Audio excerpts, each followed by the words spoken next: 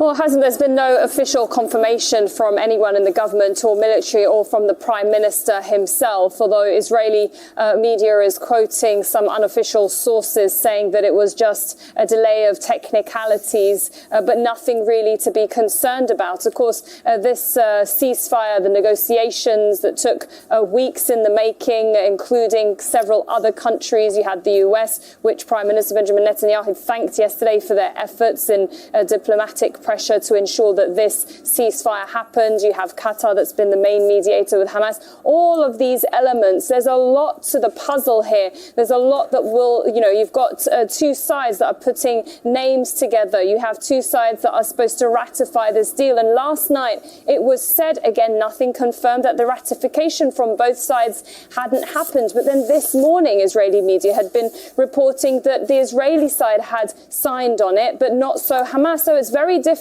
right now to find out what the details of what the reasons are for this delay. But what we do know is that it was said by an Israeli official earlier today that it will be happening on Friday.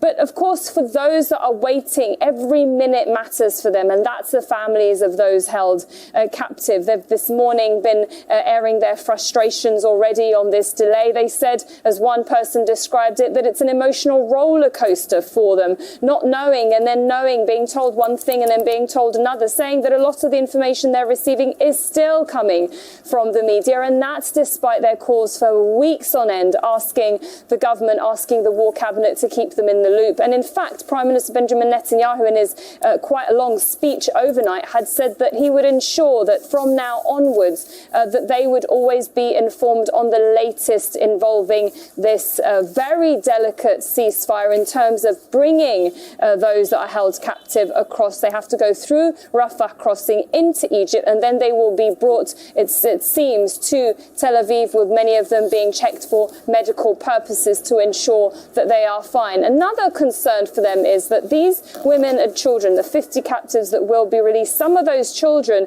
have been made orphans with parents that were killed on October 7. So there, it seems, are very strict instructions that have been given to the soldiers, the Israeli soldiers that will be escorting some of those held captive across, where they can't answer questions that probably these children will be wondering about their families back at home. It's a very delicate process. We're still waiting to hear. We're now being told that we will be hearing from the Qatari Foreign Ministry, and yet those details that potentially have already been hashed out, we are yet to hear more of them.